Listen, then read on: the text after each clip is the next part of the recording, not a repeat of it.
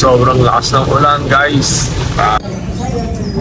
So yun yung ilalim guys, napalaban tayo sa Walang kuryente dito sa amin sa Batangas.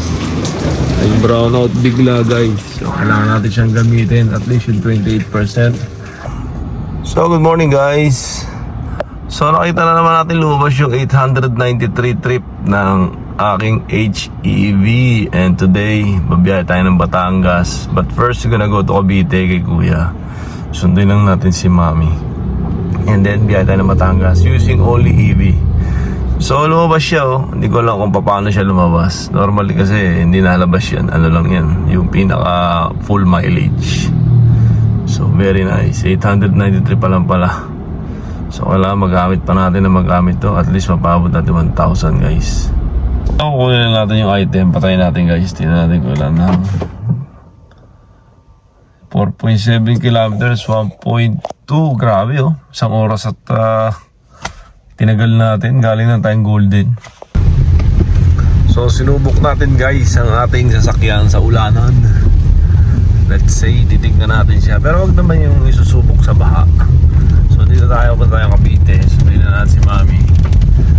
67 na yung ating SOC dahil yung pinuntahan natin kanina unsuccessful.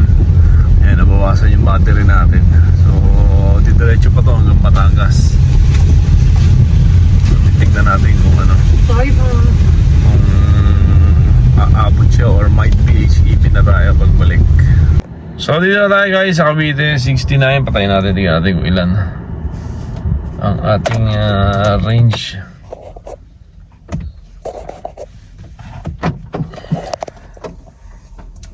So 36.2, 44, 4.4 lang. Isa't kalahati, mas mabilis pa dito sa layo kaysa doon kanina. Isa't kalahati din. Alright, sundin lang si Mami. Sobrang lakas ng ulan, guys. Grabe, oh. You can see the camera, talagang natin. Malakas. So mabagalan tayo, then nakahazard din tayo. 28% na lang ang ating battery. Grabe, lakas ng ulan. Pero hindi naman baka dito sa Batangas. Dahil matakalo naman dito. Masalan talaga yung kalsada. Sobrang basa. So we are here in Batangas, guys. And 30 SOC na lang tayo. 650 ang ating kilometers. A while ago it was almost 680 yan eh, parang ganun, 80 o 90. So dito na tayo. Ayan, tinakbo ng ating EV 2.4 na, 2.6 o 2.4. Then I think magwa 1,000 na yung ating tawag dito, HEV. So patayin natin, guys, let's go. So 104 kilometers, 2.3 liters lang, 6.6 kilowatts in 3.2 hours. Dito sa Batangas. so yun yung ilalim guys, napalaban tayo sa tubigan. Pero hindi naman siya nabasa. Very safe naman. Okay naman. Hindi naman siya basa. No, hindi naman sumulong sa baha yan. So what's up, guys? Today gagamitin natin yung B12 natin dahil sa walang kuryente dito sa amin sa Batangas. Ay brownout bigla, guys. So kailangan natin siyang gamitin at least yung 28%. Magamit natin kasi yung electric pan lang naman is hindi naman malakas yan. So gamitin natin siya, set na natin siya, guys.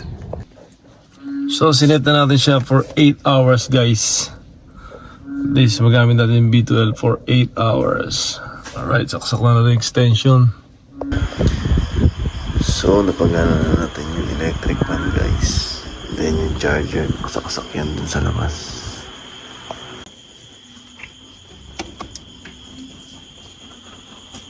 Lutuin mo sa sasakyan natin.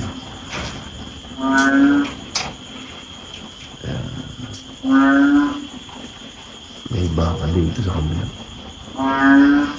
So yun lang. Good night, guys. Tulog na.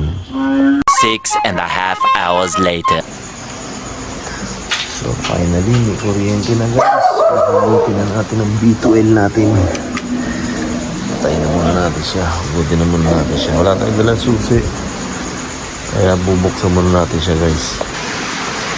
So hinugot na natin. Ayan. Tanggal na natin siya. Basa muna natin ito guys. Ito kung mabasa. Delikado. Power source yan.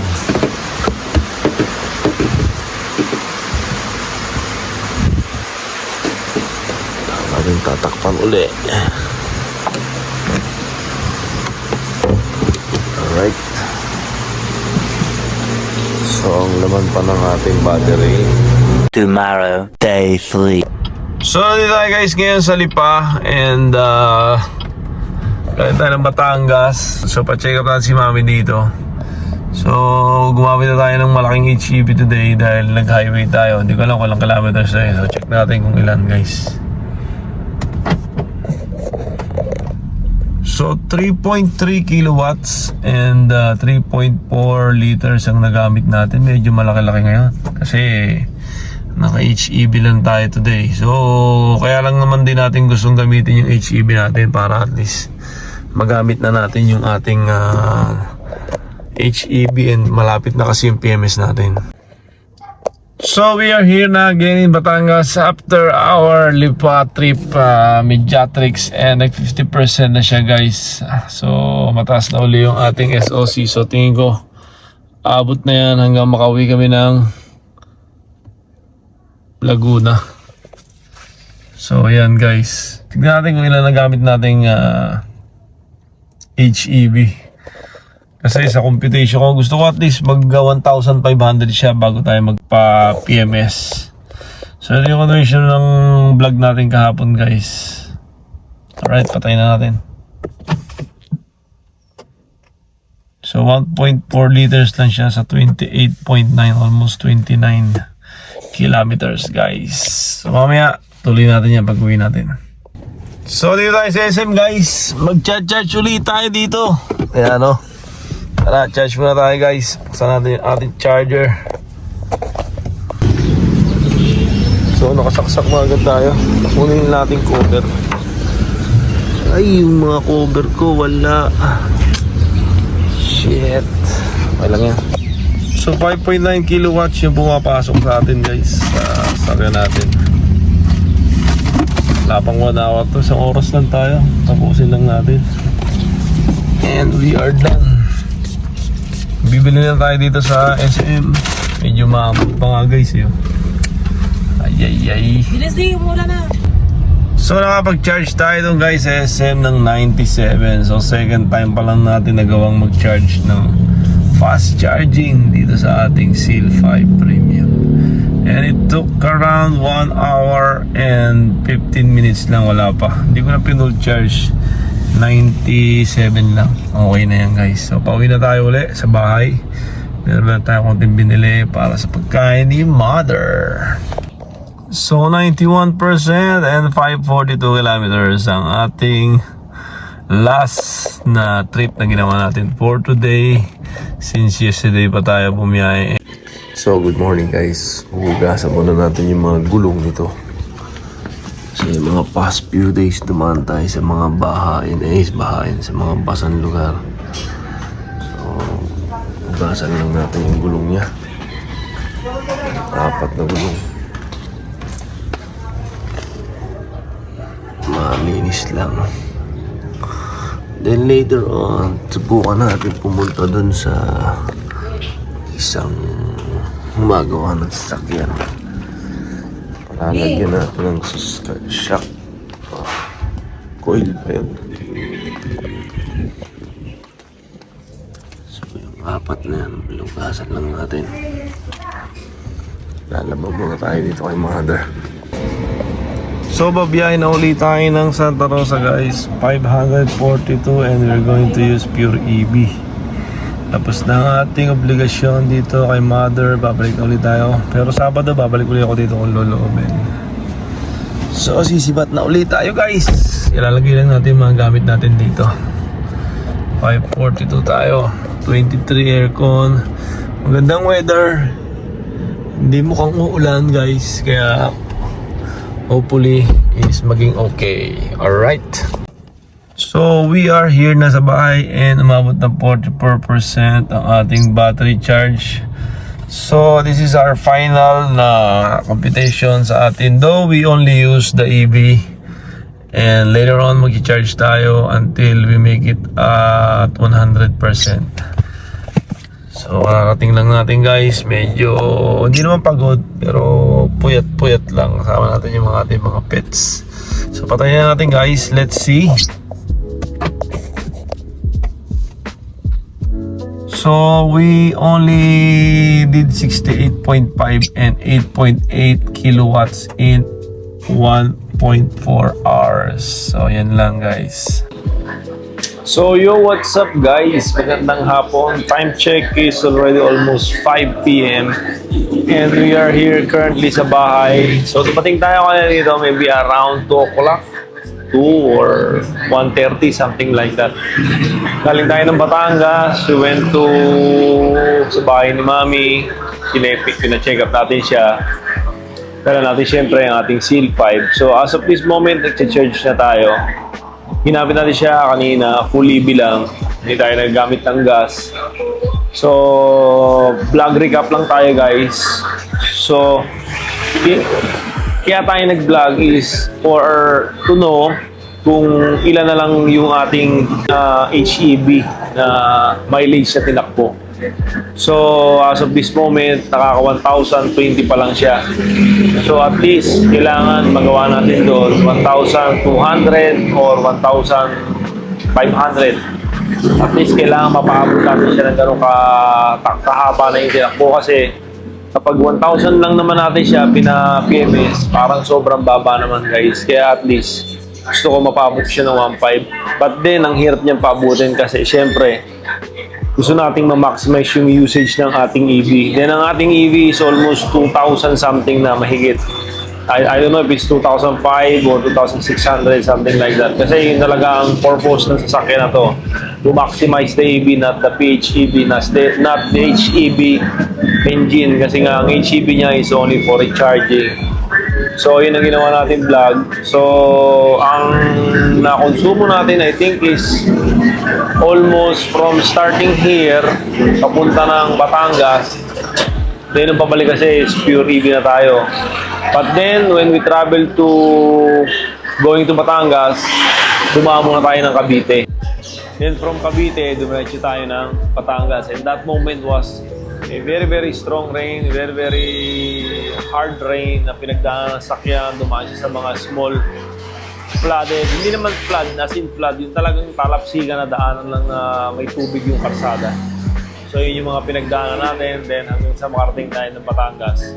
Then when we reach Batangas, I think umabot tayo sa sa percentage ng ating HEB, almost 48-49% na lang yung natira, coming from 60%. So medyo mahaba rin yung travel ng HEB natin. Medyo matipid din. Kasi yung mga pass natin was 3.3, 2.3, and meron pa tayong 1.4, something like that. So yun yung mga na-total na HEB use natin. Mapunta tayo ng Batangas. Tapos, ayun na nga. Umabot tayo ng at least 1,020 HEB natin. So, kailangan pa natin siyang dagdagan. So, ngayon nag-charge tayo. Kailangan natin paabutin at least hanggang 100 kasi babalik uli ako ng Batangas for the follow-up check-up ni Mami. So, kaya sina-charge na natin siya. So, yun lang ang vlog natin for today, which is continuous vlog from 2 days ago na nandun tayo sa Batangas. And luckily, kahapon nga pala, nung nag-charge ako sa SM, wala gano'n nag-charge doon sa SM Batangas. Take note guys, yung mga taga Batangas dyan, kababayan din natin na may PHEV or pure EV, napakasarap po mag-charge yan. Wala gano'n nag-charge. Talagang macha-chamba kung wala talaga, especially pag paggabi na. Pahapon, wala. Kasi nagpunta ako kahapon na, I think 5:30, something like that. And that is weekdays. So wala ganun i-charge. So ayun lang ang vlog natin for today, guys. And please follow my YouTube channel, subscribe, hit a like, para naman gumalaw naman ang algorithm natin. So, nag-experiment pa tayo sa vlogging kasi hindi pa rin tayo ganun ka-master dahil nga online na pang vlogging natin sa YouTube especially. So, sa Facebook, more on reels lang ang ginagawa natin. So, follow me also on my Facebook, Piero TV, meron din ako dyan. Sa Instagram naman po, wala. Saka sa TikTok. Kung sa TikTok, meron din po. Guerrero TV din. So again, that's it guys for our vlog for today. Again, salamat po sa Diyos, sa mga nakapollow sa atin, sa mga nakasubscribe. Please share kung ano man po yung mga kukuha yung info sa atin sa pag-vlog natin sa Seal 5 Premium. Mostly, more of our vlogs is coming from our car, Seal 5 Premium. It's been already a month and a half na natin gamit ang ating sasakyan guys. So hanggang dito na lang ating vlog guys. Again, thanks for watching and ingatan nawa. Peace!